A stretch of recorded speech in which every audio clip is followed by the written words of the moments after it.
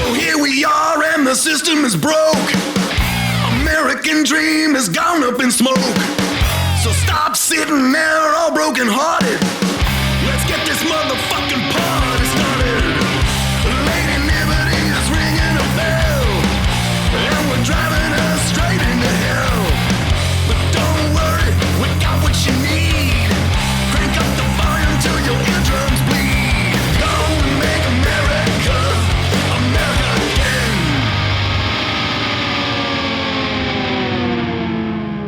Welcome, everyone, to the A Better Way to a podcast. I'm your host, Jordan. Today on the show, we're here with Danielle Campbell. She's a firearms instructor, community organizer, and one of the people behind Protect Peace and 2A Forward. Protect Peace is how I found you, or you found us. Danielle's work lives in the space that a lot of folks are afraid to touch, the intersection of gun rights, community safety, and systemic accountability.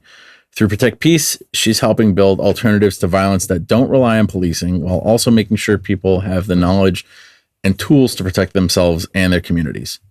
Thanks for coming on. Thank you Danielle. so much, Jordan, for having me. I appreciate giving me the space. Absolutely. We need more people like you doing stuff. You are the man. We've been having some like kick-ass guests on recently. I feel like I'm biased, but I'm so happy that there are other people out there doing stuff that I feel is so helpful to the gun community, because there's, historically it's been like, okay, you're a gun person or you're an anti-gun person, and there's no nuance. There's no room for the middle. You can't talk about things like community protection, violence prevention. You can't talk about the reasons why, because people start looking at you like you've got two heads. Like, well, what? Now you're starting to sound like a liberal. You're starting to sound like somebody who wants to ban guns or whatever. And there's so much more to it than that. And I love the approach that you've taken, and I love what Protect Peace is doing to try to change that narrative and show that, you can, like, we all want the same thing. We all want to lower gun violence, but we can do that while being responsible gun owners at the same time. Correct. That's exactly what we want. We want, in short, we always say that gun owners are a part of the solution rather than the source of the problem. Anytime these conversations start happening, the conversation begins to center around the gun as opposed to the actual root causes of the violence. And so we just decided that we would put this thing together so that we could really get in the trenches and kind of try to teach people life-saving techniques. Awesome. What exactly, for those who don't know off top of their head, what exactly does Protect Peace do? Protect Peace is basically an organization that is pro-gun and anti-violence. So most of the time when people hear pro-2A, they immediately assume that we just want to come out with our guns and we want to fuck shit up, we just hurt people. And we care about what's going on in communities. That couldn't be further from the real reason that we go out and buy guns is because we want to make sure that we can keep our families safe, and we want to make sure that we can get back home to our families if we're not there with them and something goes down. And so we wanted to give a voice to people who are usually voiceless as it pertains to community violence. And that is the regular everyday gun owner, the responsible gun owner. Yeah. Sounds like, to take a word out of the gun control advocates playbook, sounds like common sense to me. Bingo. That's exactly what it is. We want people to right. We want people to be able to enjoy their weapons, exercise their Second Amendment rights. But if something goes down, we want to make sure that, like we always say, I think it's our second principle, is that every responsible gun owner deserves a place where they can learn, train, and build positive community. We try to operate off of 6 principles. 3 of them are pro-gun principles, 3 of them are anti-violence principles, and we just mesh them all together. And the main thing is that we get shit done. We're just not sitting on the internet talking and complaining. We're in communities that are most heavily impacted by violence, and we're putting in work. We're organizing range days. We're doing, mental health and de-escalation. We're teaching people how to pack wounds and stop bleeds if there's a shooting that's happening, near them. And we're giving people who would normally shy away from these conversations because they always center around gun control or restricting. We're giving those people a voice. We're letting them know, hey, these are ways that you can step up and be a part of the solution. Yeah. That's awesome. And I feel Danielle, Sorry, no, I was gonna say this is Andrew. He's our co-host. Sorry, Just some random guy popping in the middle of us talking. I didn't want you to think that we're no. I've been watching, so it's cool. No. Oh, okay. Then you know that I'm often late. He was so late on the last one. He never showed up. Sorry. Poor guy. This guy. I love this. Listen, every day I'm like, people are like, you should have me on your podcast as a guest host. Get rid of Andrew. He's awful. Yeah. And I'm like, guys, listen, no, Andrew is the best. Andrew's the glue that holds the show together. I can't do that. And his life is just chaos. Yeah, Andrew be having some real impactful shit to say. It gets you thinking. Of course he does. Well, I try. Yeah. I try not to just say like basic podcaster shit, but sometimes it does come out that way. If you're 34 years old and you're not on your second yacht, you're doing something wrong. Listen, your net worth is your network, which is true. If your network isn't networthing, then you're not networking. You got to put your net worth to work in your network. Anyways, Danielle, I feel like you touched on something really important here when you were talking about how like you guys don't just you're not just coming out here and trying to like fuck shit up. You guys are about like de-escalation and responsible gun ownership, because I feel like for people that are uncomfortable with guns, uncomfortable with self-defense, uncomfortable with community defense, I feel like there's definitely this idea that anybody who is getting people together and training is going to be like a militia, and they're going to be like, right wing or some other kind of like fringe politics, and they're going to be like seeking out violent encounters. And I feel like that misconception, and I'm sure that there really are like groups like that out there, but that kind of misconception I think really gets in the way of having these conversations. And I think it's like super important that you guys are standing on business about like de-escalation and just presenting like a peaceful but prepared kind of image. Yeah, I think that's why these types of conversations are necessary, because we do get a lot of that weird shit from people online specifically who may not necessarily be gun people, who've never come out to a gun range. And so we try to make sure that we let people know that we welcome everybody. We welcome the first time shooter. We have these events that we call Shoot the Shit, and we open them up to everybody. We welcome, families. We welcome first time shooters. We welcome women. We welcome victims of crime, violence survivors. And we bring these people onto the gun range and we teach them how to shoot, no judgment. We get a lot of firearms instructors from the community, and we begin at basic, and then we work our way up to more advanced and intermediate shooting drills so that everybody feels like they got something from it. And what we try to teach them is what I experienced when I first got myself immersed in gun culture, is that the gun range is like the great equalizer. There are people who will talk to me and come up to me and let me shoot their guns and don't even ask for ammo back, that would never talk to me like in Publix. They will walk past me like I didn't exist. But when you get on the gun range, like everybody's friends, it's like the great equalizer. Then you get outside and you start seeing all type of weird trucks with big ass tires, and you're back in reality. But in the beginning, you're like, whoa, shit, this guy's pretty cool. Yeah. And that's just what it is. Yeah. So we try to get people who wouldn't normally come out to come out. And then when we're done with the shooting, we call it Shoot the Shit, but it's a triple prong event. We begin with shooting because we feel like that's what helps build community. When we're done shooting, we break bread, we eat lunch, and then we shoot the shit through conversation. And in those conversations, we talk about things like this. We talk about community safety. We bring people in to do workshops, do our Stop the Bleed.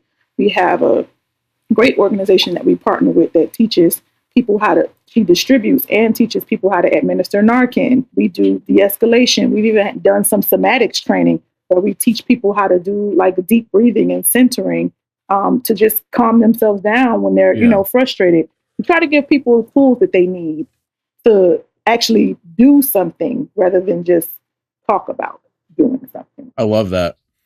That's the kind of stuff that I feel like really gets glossed over when people talk about the gun community. Cause I think, and I'm guilty of it too. I think we use the term gun community kind of ambiguously, if that's the word I'm looking for. Yeah, I think so. With like, this is the gun community, and people ask, what's the gun community? And you just say this.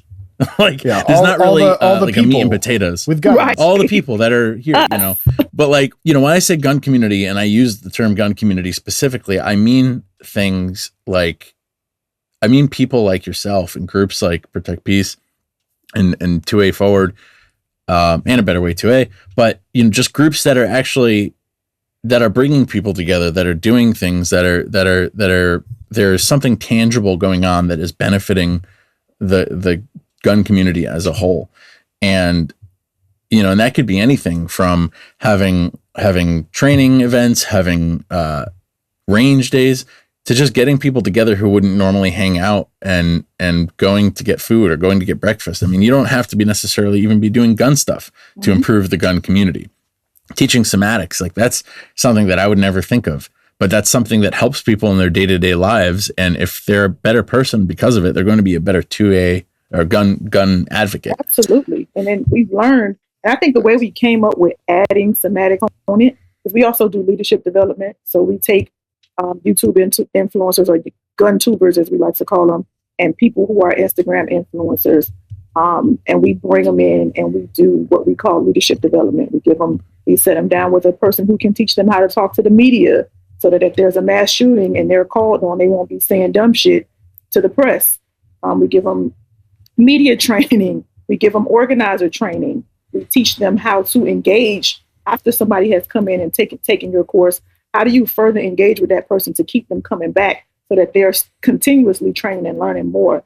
And so we've done 2 of those. We have another one scheduled for October of this year, where we try to bring in 12 people who have their own community, and we teach them the principles of being pro-gun, but also anti-violence, and how to like get work done in the community. And then once they graduate the leadership development program, we co-sponsor an event with them where we kind of like back them in doing something in their community to kind of like just change the culture. I love that. Something that really struck me when I was reading about you is you yourself have experienced gun violence. And what I find is that a lot of the people that I hear who are vehemently anti-gun and pro-gun control use it as a way to say, well, if this was something that you dealt with, then you would understand. You wouldn't be so pro-gun if you understood.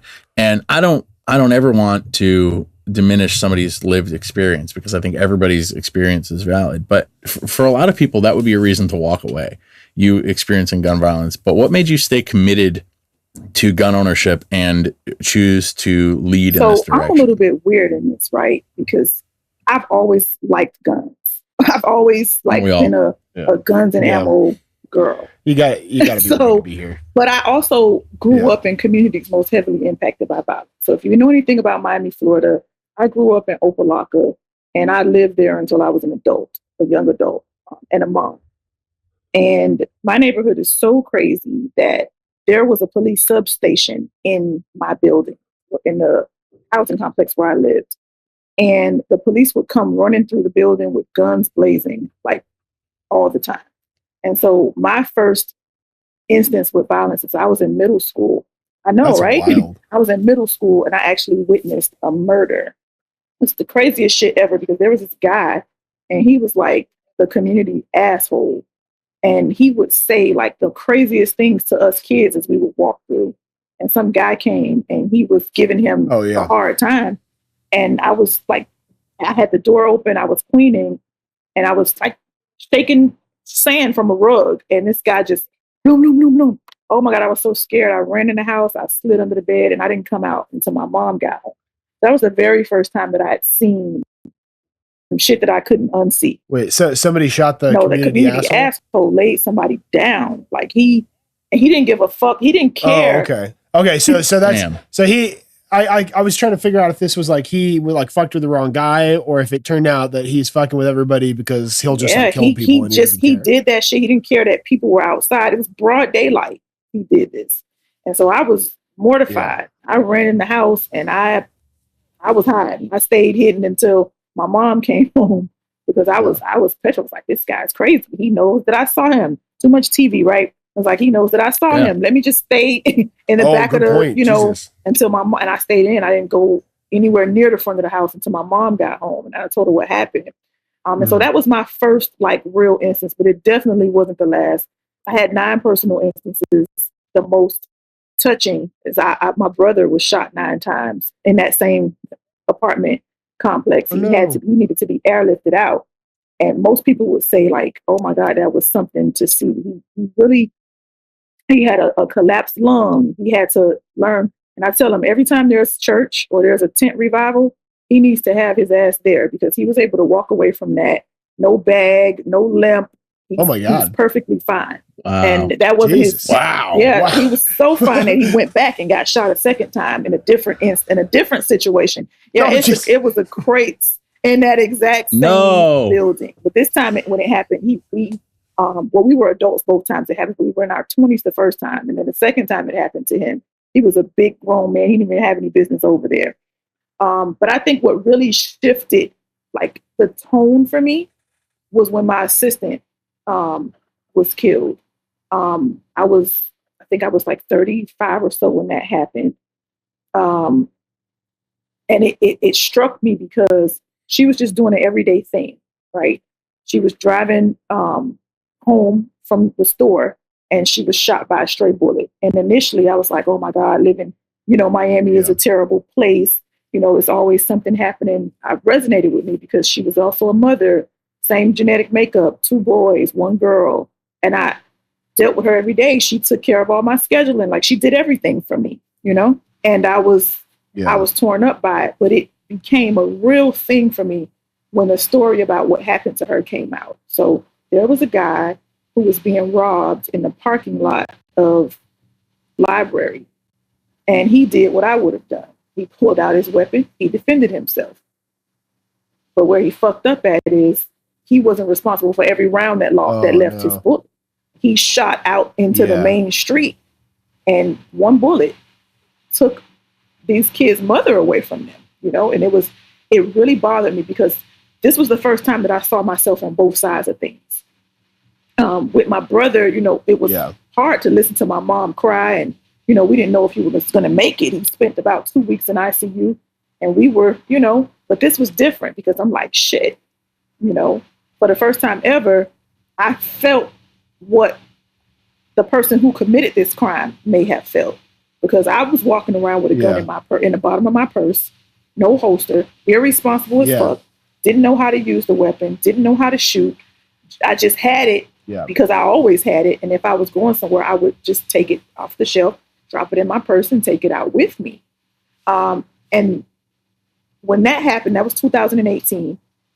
That's when I learned that I had to be better. I had to be different. And that's when I started training. So every weekend I was on somebody's range training, and I hopped on Facebook and I saw this guy, like, I'm a t-shirt girl.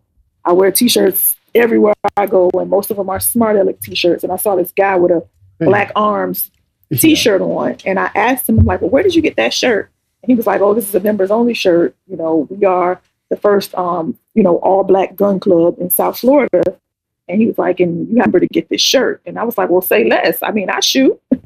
So let's do it. And he introduced me to the chapter. I came out. And for the first time in my life, I really felt like I was a part of a community, because I'm in this place. We had a state trooper. We had a state's attorney. We had nurses, police officers. There were all kinds of people from all walks of life in this place, like learning how to shoot. In my very first club meeting, the co-director of 2A, he had lost his mom, and they were all going to go to the mom's service. And I was like, no, it would be weird for me to go. I don't know him. I've never met his mom. And they were like, no, we're a family. Come on, let's go. And so I went. And for the first time in my adult life, I felt like I was a part of this community. It was the first time I really got to see like gun culture, because in my previous training experiences, I was going into like gun ranges and just hiring whoever was there to teach me what I didn't know. And as it turned out, I didn't know a fuck thing. Like, I knew nothing. What I thought I knew was wrong. Yeah. Yeah. That rules. That's awesome. Yeah. That's the thing I think resonates with a lot of people when they find their niche, is that their gun community is different for everybody. The community that you find amongst gun owners is different for everybody, and it can be shared with other people. But you go to a gun range and you get taught by some dude in a lifted truck with big tires with a Trump flag hanging out the back. There's going to be a very different experience with that person than you would with somebody than getting trained by somebody with the same lived experiences as you. And I'm speaking for people who are not Trump fans, and if that's your thing, then that's your thing. Go for it. But I love the fact that there are a variety of gun clubs out there for people looking for different things, because the gun is the unifier. The gun should not be the main point of it. The fact that you're a gun owner is secondary. You are so many other things on top of that. And, we've got women's gun clubs now. We've got National African American Gun Association. We've got the Pink Pistols for queer folks and women and whatnot. And you've got so many different niches now for people to get involved in gun culture that did not exist 25, 30 years ago. And I think it's, stuff like that gives me hope for where the gun community is going.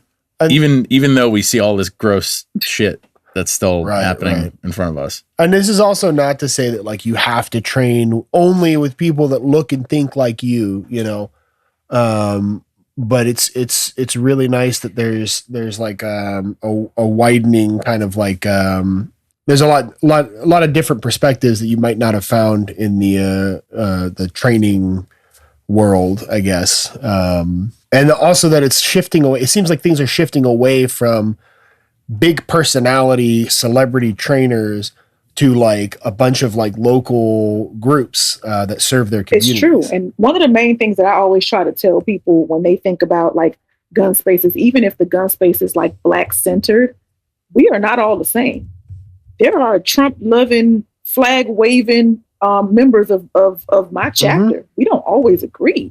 We don't all think the same just because we look alike, but what we do have in common is those shared experiences. And then we love to train, and we've brought in some of those big box trainers, and it's not always the best experience.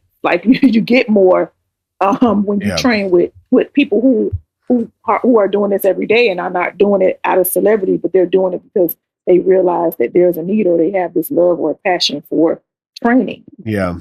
And not, the fame, so to speak. Yeah. Yeah.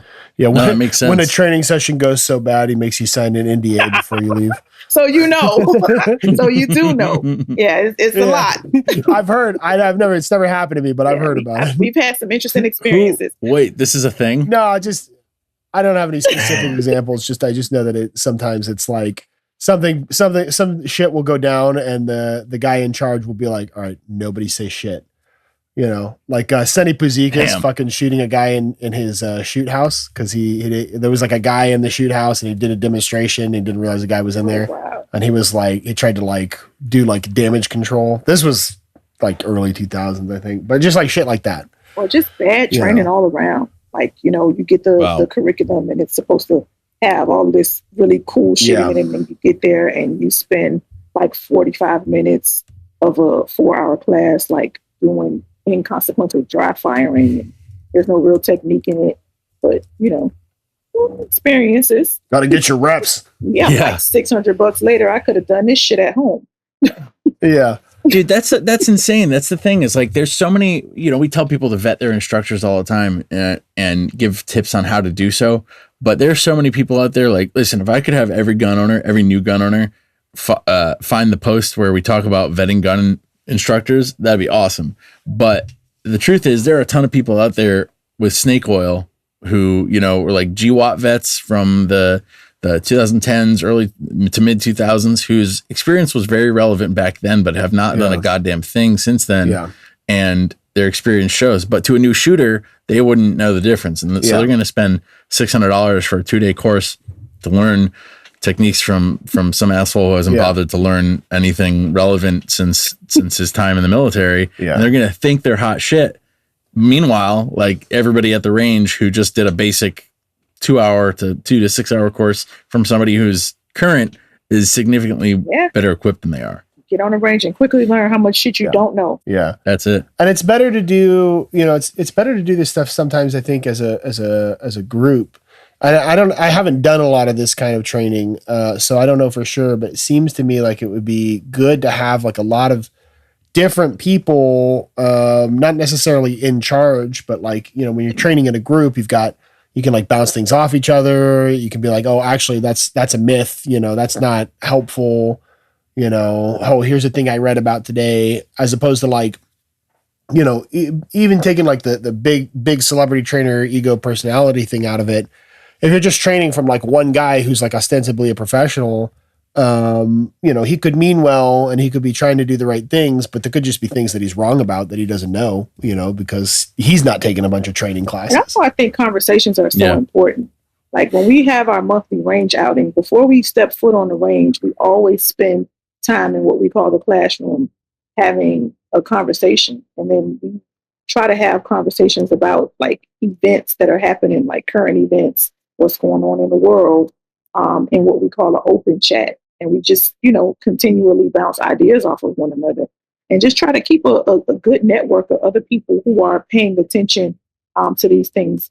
Our good friend of Protect Peace is Chris with Equality in Arms. He's usually always like on top of whatever is going on in legislation. Yeah. And he keeps, and just talking to him, it's just so refreshing because he's always so up to date on like everything. I don't even know where the fuck he finds the time. He's a good dude. I had a conversation with him while I was at work a couple weeks ago. He just we called and we chatted for like 2 hours. His brand is relatively new, right? Like he just kind of, because I remember him reaching out to us and he's got like really good like production values on his like videos. Chris is one of the first graduates from our very first leadership development cohort. So Protect Peace or 2-Way Forward. Protect Peace is a campaign, but 2-Way Forward was actually responsible for Chris becoming a firearms instructor because we just saw the value in him. He's always been so knowledgeable on it. And then when he goes into personal story, like everybody that we brought in for leadership development has a personal story similar to Chris's. Like, I was getting, beat up and robbed all the time, and I was not a gun person.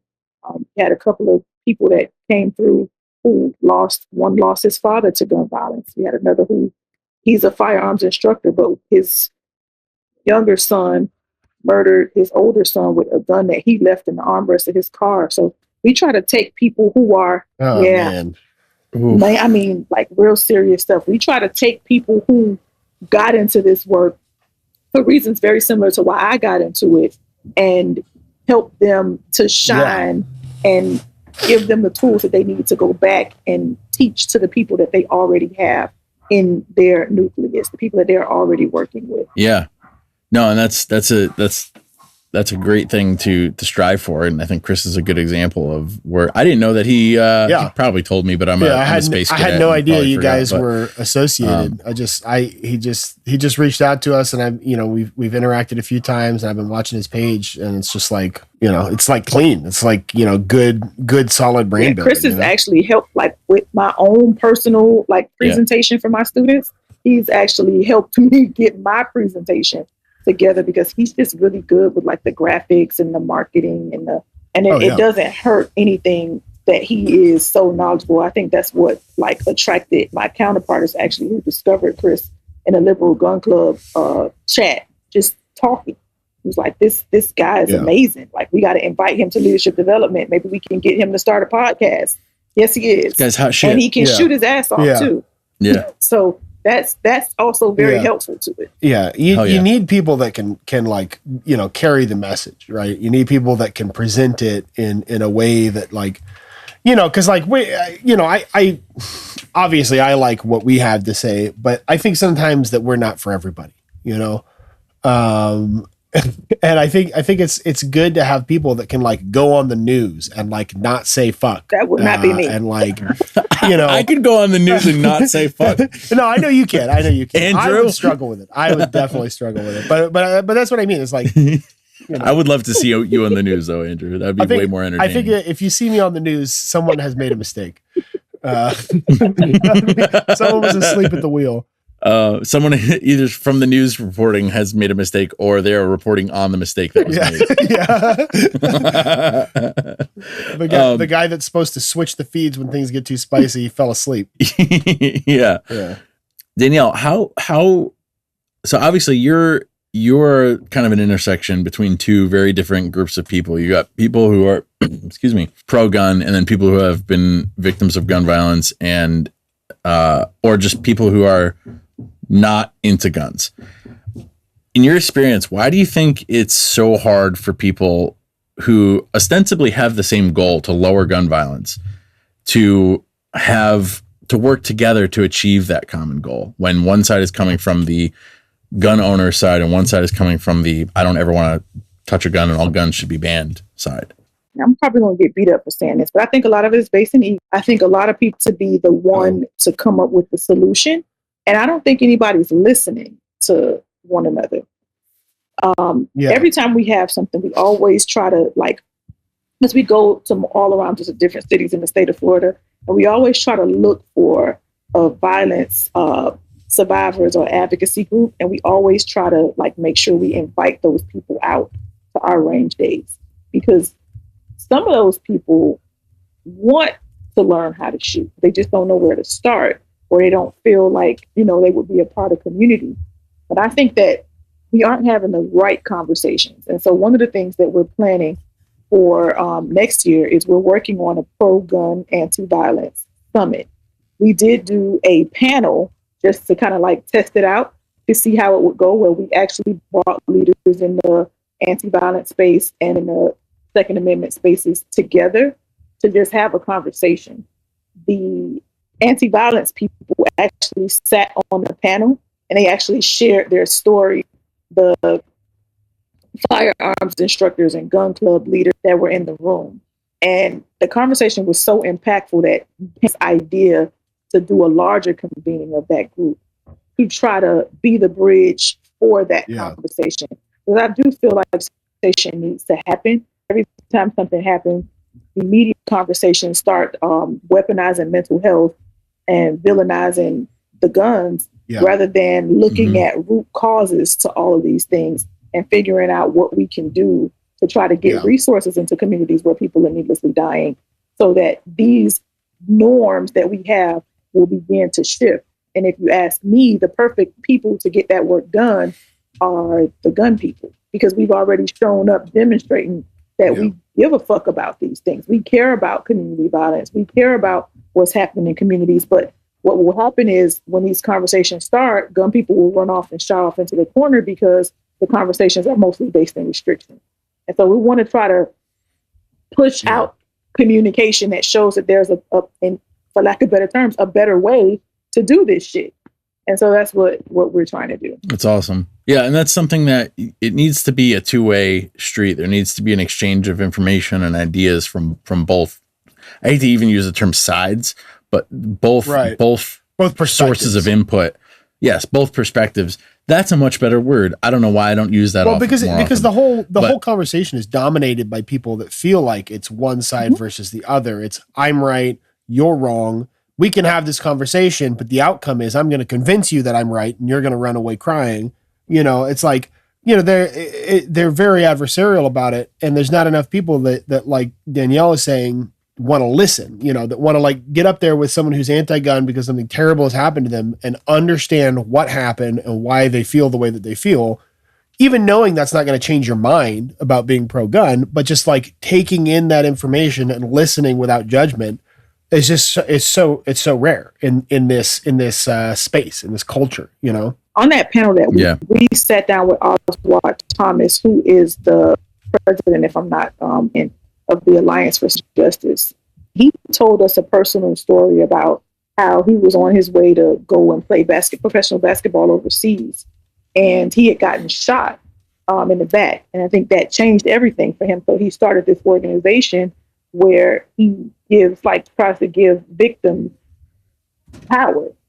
And then also on that same panel, we had Akiva Sherrill, who they said was very instrumental in like putting together the truth between the Bloods and the Crips, who also lost his son to gun violence. Son was home from college on a break and went to a party and ultimately, lost his life. And what we did with these guys is we took them to the gun range and we shot with them first. We did the somatics, we shot, we breathed, we ate, and then we started to talk. And they both agreed that the work that we're doing is important for people to see. Because when people think about guns, they see is the representation that is what they see on the news or what they see in TV shows. And then they just make all of these they pile on all of these assumptions that do nothing to help anybody. So we try really hard not to engage at all in any gun debates, because we know that debates don't save lives. And we just try to get people to get active, do some shit. Yeah. And there's enough people debating, and they both perspectives are very well represented, I think, in various different spaces that I think it's crazy to be like, I'm going to jump into this debate and I'm going to change things. I'm going to tip the scale, So it makes a lot of sense to me the way you're talking about that. Instead of getting into the culture war, we're going to focus on, proven methods of saving lives. Where do you think investment is most needed? Because that's something that, we talk about all the time with as far as investing in disenfranchised communities, investing in better school systems, after school activities, like mental health care and things like that. But it seems like we're using a garden hose to fight a big fire, in the sense that there's not a ton of resources, it feels like, coming in, and there's so many places that those resources need to go. What do you think is the best way to invest either time or money or both to have the most immediate or biggest net improvement to lower gun violence? So I think we have to go directly where the violence is happening. I think there has to be a targeted approach to community violence and wellness intervention, and it has to happen simultaneously. You can't just say, we're going to go and we're going to focus on mental health, but then ignore all of the other reasons that community violence is happening. And I don't think most people who don't live in communities that are most impacted by this stuff, I don't think that they realize that violence comes in a lot of different ways. So a lot of these communities are food deserts. There aren't any quality jobs in these areas. People don't have access to resources. And so they're walking around already with a chip on their shoulder. You watch these videos and you see these people that are getting pissy with the police, but you're not thinking that because this person is being pulled over because a light or something is out in the back of their car, but they know that they're late for work and that they've been told that if you're late again, your ass is gone from here. And so there are a whole bunch of layers to the things that are happening that cause violence in communities. And I don't think that we're taking the appropriate steps to get to the root causes of those things. So I think there needs to be a targeted approach that is layered, that targets both community violence and wellness intervention. No, I think that's so huge, because that's such just the way you say that without scapegoating anybody, without being placing blame on a person or a group of people, to just be there are these problems and we can identify them, empirically, there's data to support it. And if we get the resources to go after it, we can really make a difference. I think just shows a really a really kind of level-headed approach, kind of detached from the culture war that I think is just rotting everybody's brain. And it's sickening, because if you think about something as basic as the approach that Head Start takes. Head Start is a program that is geared towards small children. They have an early Head Start 0 to 3 and a Head Start that's 3 to 5. But what they do is they don't just pour into this baby or this kid that's in school. They pour into the entire family. You think about it. If you go and you put up this rec center in the neighborhood, you're appealing to one piece of what's happening here, rather than if you follow a model like Head Start and you invest in the child while the child is in school, but you also invest in the parent, because you understand that child has to return home into that environment. And so it has a multi-layered approach. It has to be a long-term investment, and it has to be in both economic, criminal justice, and public safety. Those things have to happen at the same time in order for it to be successful. Yeah, and I think that's something that people get caught up on is, long-term solutions don't win elections, and people want to believe that a politician is going to come in and the promises they make to improve their lives are going to be followed through on. And whatever that improvement is, for a lot of people, especially in the gun debate, that is, we're going to do something about the gun violence epidemic. And they all kind of say the same thing, but they don't ever really elaborate on what they're going to do. They just blame the other side for when they can't pass gun laws. Yeah. That's what they mean. That's what they're going to do.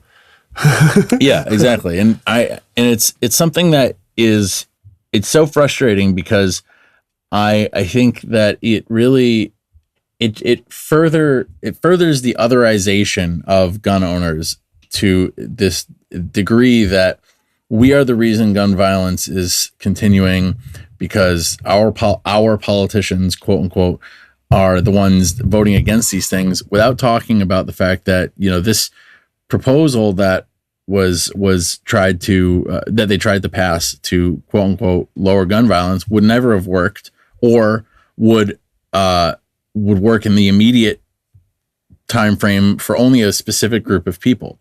There's so many similarities between the war on gun violence and the war on drugs. Yeah. And we see where that got us. Yeah. And who's the primary target of the violence in the war on drugs, and who are the beneficiaries of the spoils of that war? Well, and this largely is the thing, the same. as like a white dude growing up in the suburbs, like I was not exposed to a lot of this stuff. So for me, same. it was completely out of my realm of understanding until I started talking to people, and we start talking about gun laws and how they disproportionately affect Black and brown communities. And then you look at the war on drugs and you're like, wow, a lot of the laws that went into the enforcement of this drug war affected Black and brown communities as well. And I can't help but think that there's my tinfoil hat comes out and it's like, well, this is obviously done on purpose. And obviously history shows us that there are things that are done crazy. on purpose. It's not that crazy. No, it's not that crazy. But sometimes you say these things and people look at you like you have two heads. But we've said that. There's historical precedent to show that laws have been made to disproportionately hurt Black people. And it's not out of the realm of possibility that those things are still happening. And where is the majority of gun violence happening?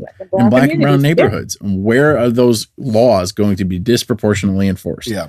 Yeah. I just don't know how to get these NIMBY liberal people to realize what they're doing is hurting groups of people that they have never they don't understand. Right. So they don't understand the. I just wanted to say I get, and this is a revelation that I had really recently. I get really frustrated talking to Jordan, like you said, like NIMBY liberal types. Because it's like, we just touched on, a disproportionate amount of violence happens in Black and brown neighborhoods.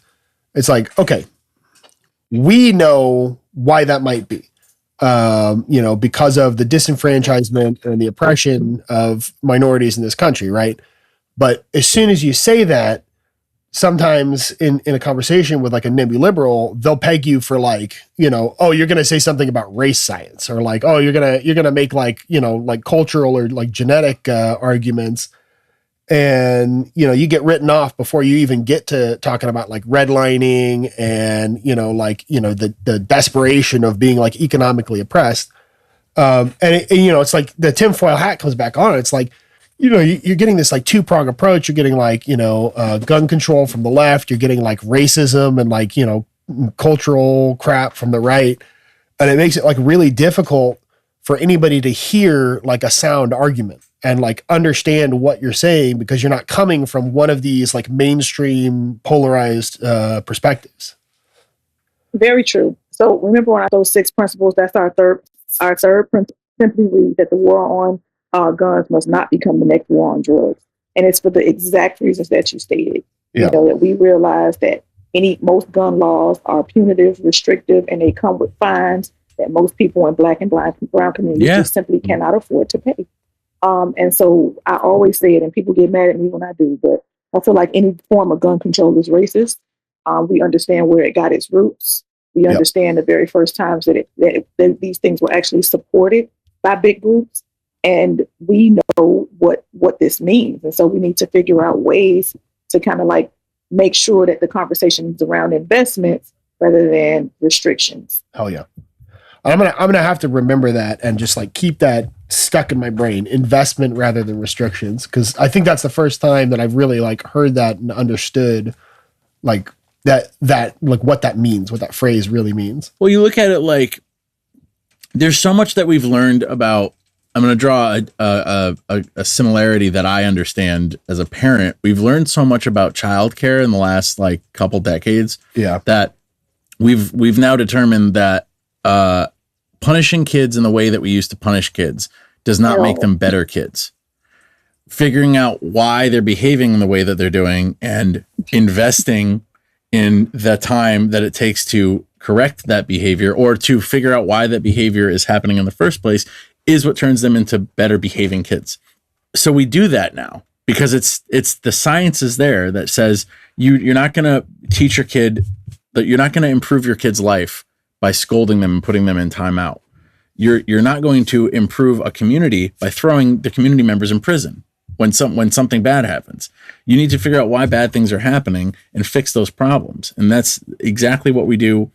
Like it's so easy to do it in the small environment that is our household now. But why can't we convince people that we need to do that for our neighborhoods as well? Okay. Correction, point of order. It's actually not easy. It's actually really hard.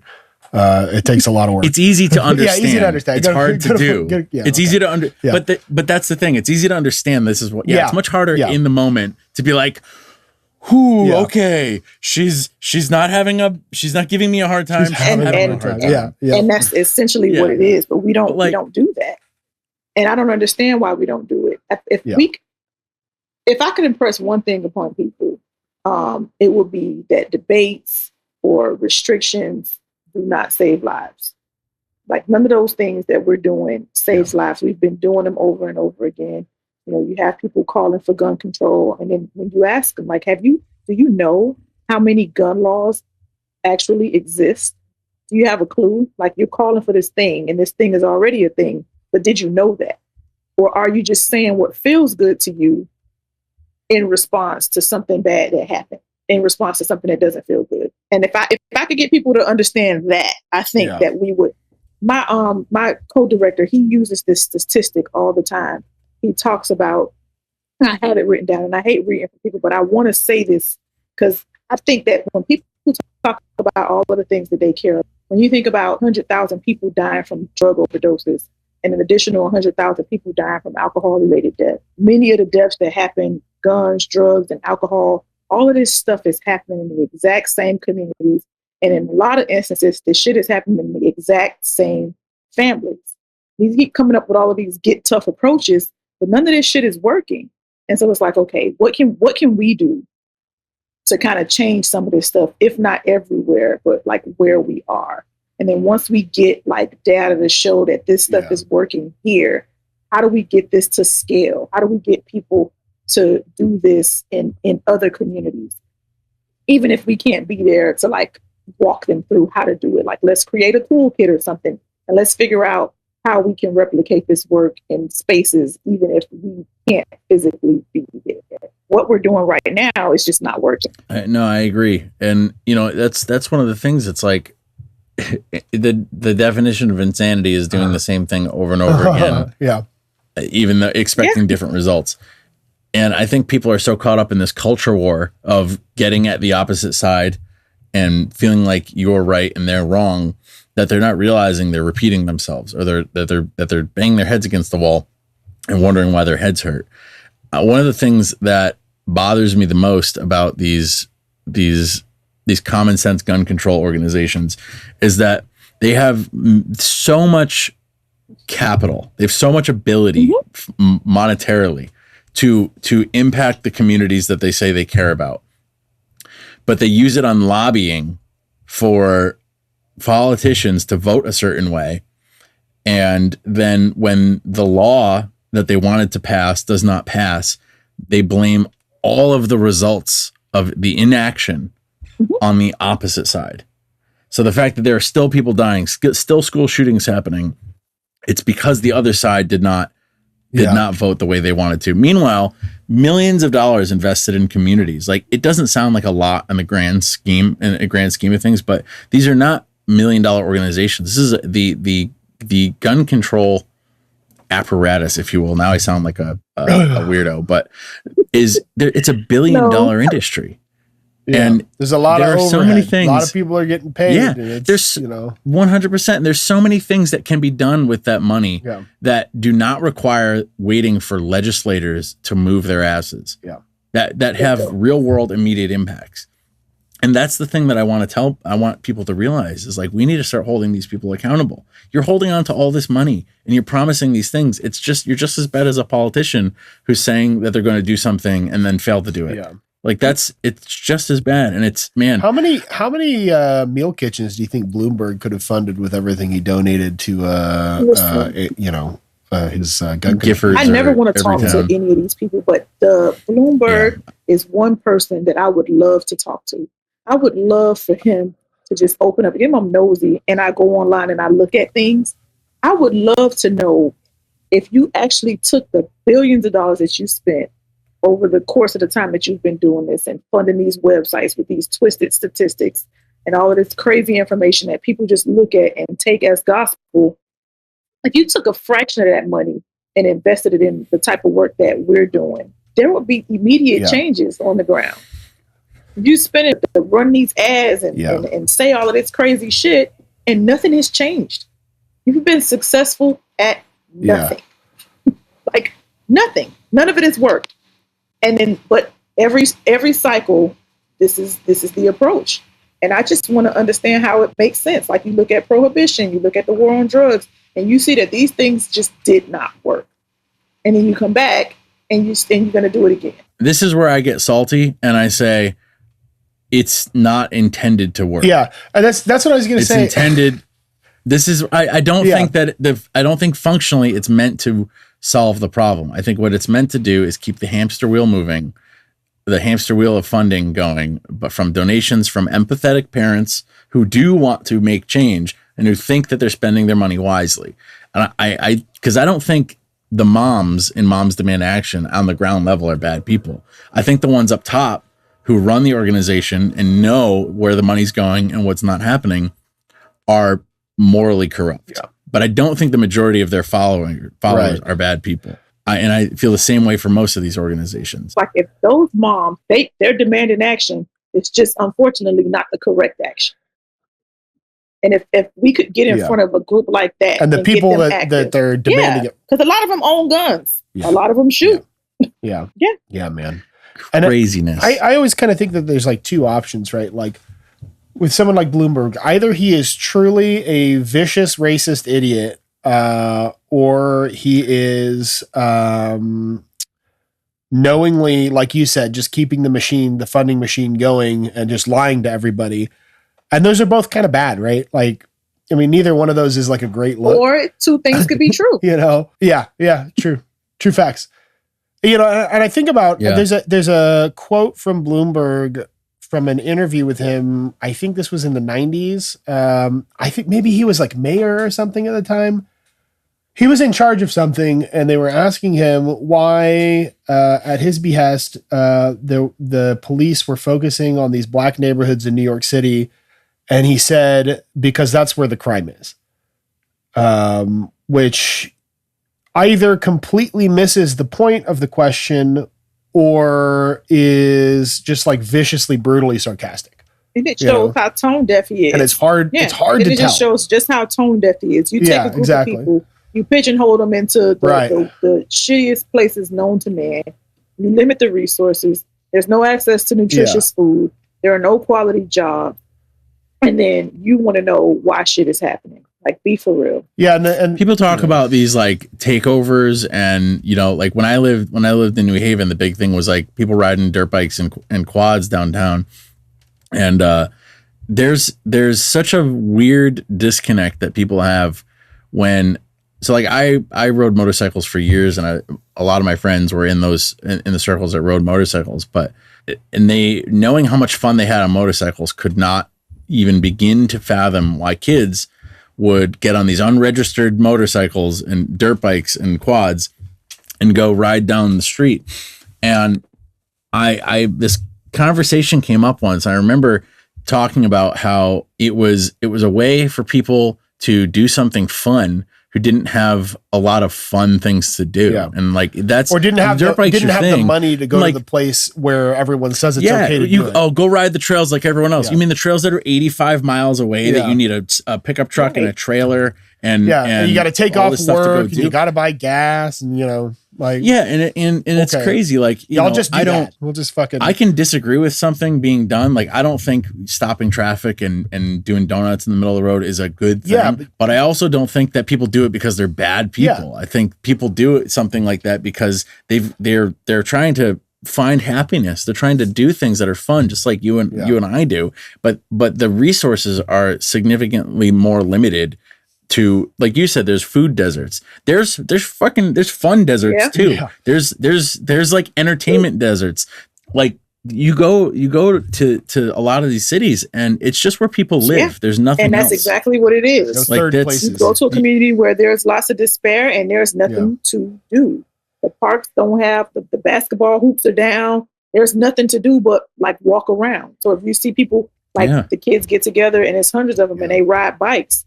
And then the police started harassing them, like bikes up, guns down, not even necessarily blocking traffic, but just riding in a space where you're not supposed to ride. Yeah. And then it turns into a thing. Yeah. Yeah. I've seen cases where cops show up there's too many black people in one place and they just show up and they're like, get out of here, go home. It's loitering. It's crazy to me. I'd never, you get caught loitering or you trespassing. In my neighborhood, kids are out in this.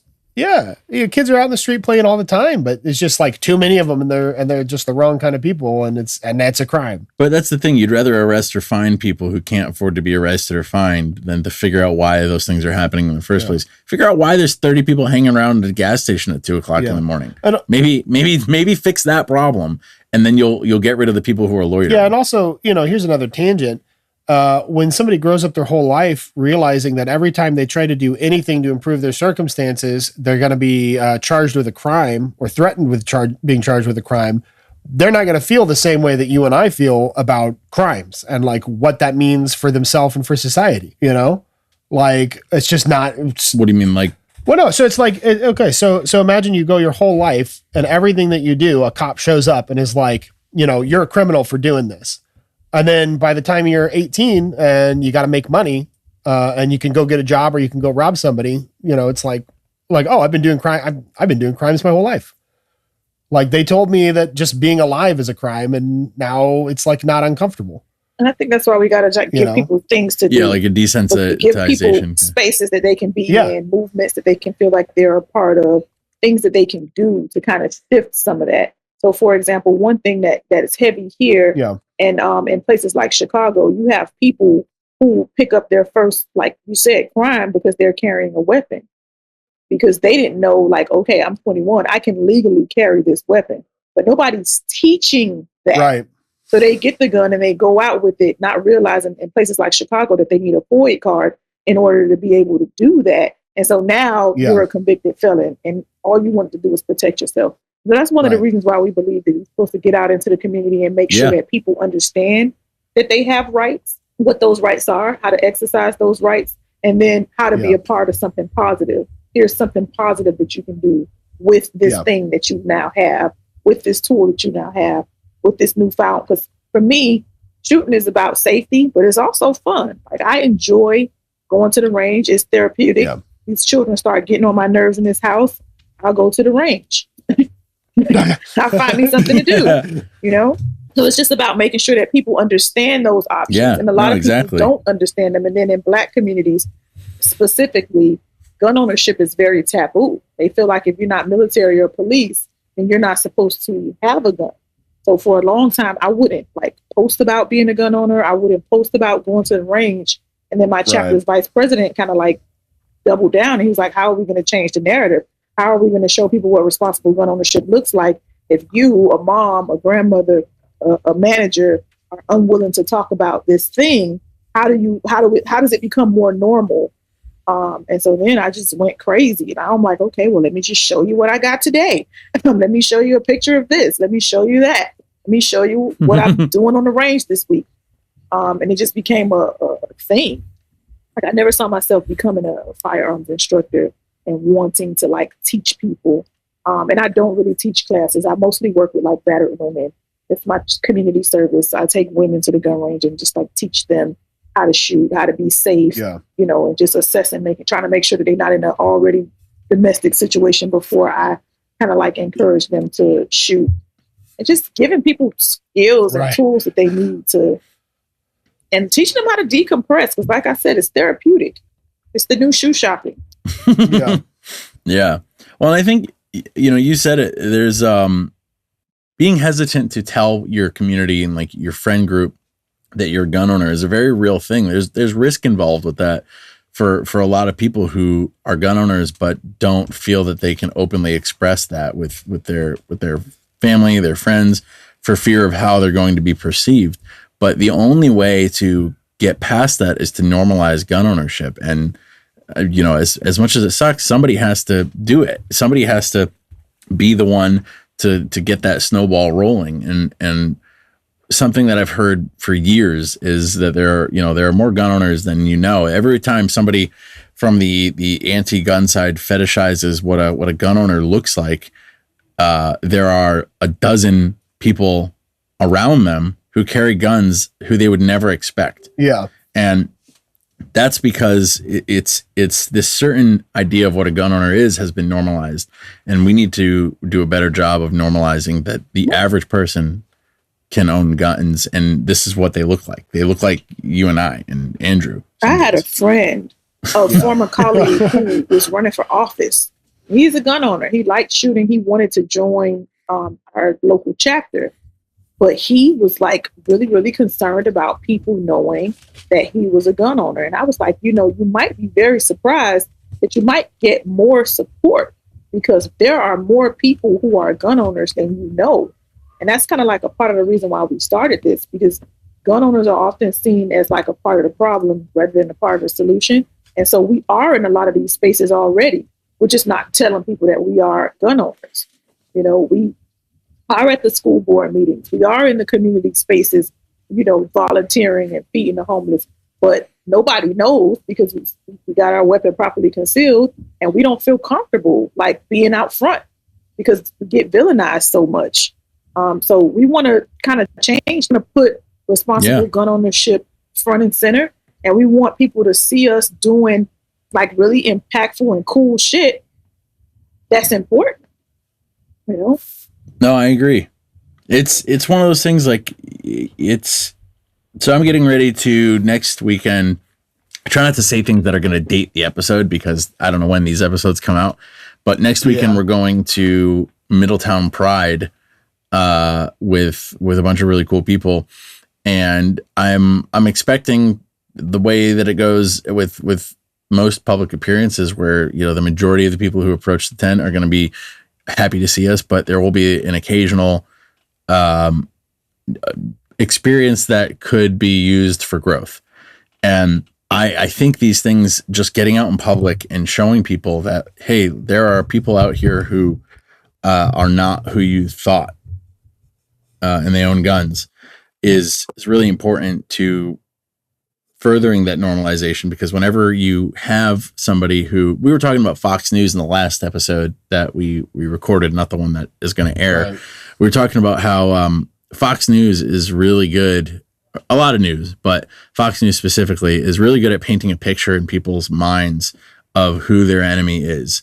So when you go to that person and they are fully expecting you to be the enemy and you show that you're not, or they think that you are on their side and you show them that you have a difference in belief, that dissolves that narrative, that dissolves that foundational belief that, okay, maybe everything that I've been told is true. And then it becomes much easier to open up that conversation to a less adversarial one, if that makes sense. You know, you by going out and showing people that, hey, normal people own guns. I love, oh man, Andrew, what's his name? Who? Normal people own guns. Oh, Jesus Christ. What was his name? We had him on the podcast. David? He wrote, David Yamane? Yes. Yeah. He wrote books. He writes books. Gun Culture 2.0 guy. Yes. Yeah. He says owning guns is normal. Normal people own guns. And that's an idea that is so pushed back against by the people who stand to profit from maintaining the idea that no, owning guns is not normal. That, just showing up and doing what you do and being a rational voice and being a rational example of what a gun owner is, I think does so much to refute that. That was a long-winded way to say that showing up is good. Thank you for acknowledging that, because believe it or not, there are people, sometimes even my own mother is not the most understanding of what I'm trying to do or why. Not that I give a half to keep, because this is necessary. But it feels good to be amongst people who understand, what you're trying to do. Yeah, no, absolutely. Feels good to be understood. That's what people want, really. That's what Larry from the Enemies Project said, was that everybody has this deep need to feel understood. That's literally what makes us feel like we are loved and heard. And, that's really just what we all want. I have a couple other questions. I'm just trying to see. Hey guys, I hate to do this. My wife is sending out the SOS, so I got to duck out early. No problem. Okay. Don't end the episode, because this is going Andrew. very well. It's a pleasure meeting you. It is. Oh yeah, you just texted me. Thank you, Andrew. Tell thank you for helping. Okay. All right. Likewise. It's been cool. I'll catch up with you guys later. All right. See you, buddy. Danielle, we touched on pretty much everything that I wanted to talk about. I feel like this was a very productive episode, and I'm so glad that you came on and that you're doing this where you are, because we need more rational voices out there. We need more people who represent the gun community in a good way. They're, like we were talking about earlier, there are tons of gun tubers who I cringe when people are getting into guns and mention that they were the first person that they took advice from, or that they saw and they watched their videos, because there's just so much stuff out there that I feel like does not help further the conversation. And not that there's anything inherently wrong with it, because it's entertainment for a lot of people, but it doesn't do anything to help us when our goal is to garner understanding from people who wouldn't normally take the time to understand us. So I'm so glad that you're out there and that your team's out there doing this stuff, because I really do believe that it is so vitally important to the future of gun rights in this country. And I've got nothing but respect. Thank you so much. No, I really appreciate that. And I really appreciate you having us on here. I'm about to do a little shameless plug. What we want is for people all over the place, whether you live in a community heavily impacted by violence, whether you work in one, or whether you just know that they exist and you want to create a better tomorrow. I would ask that you go to our website, www.protectpeace.com, and just patch in with us as we work to develop more ways to build better futures for everybody by being pro-2A and anti-violent. And also you can find us on Instagram at Protect Peace Together. Heck yeah. If you had a piece of advice for people, either related to what we're talking about or not, just something that might help improve people's lives or whatever, what would that piece of advice be? I think that everybody needs to know how to protect themselves. So let's just say, for instance, the gun is not your thing, but I think everybody needs a mechanism for self-protection. And everybody needs a mechanism for, saving lives.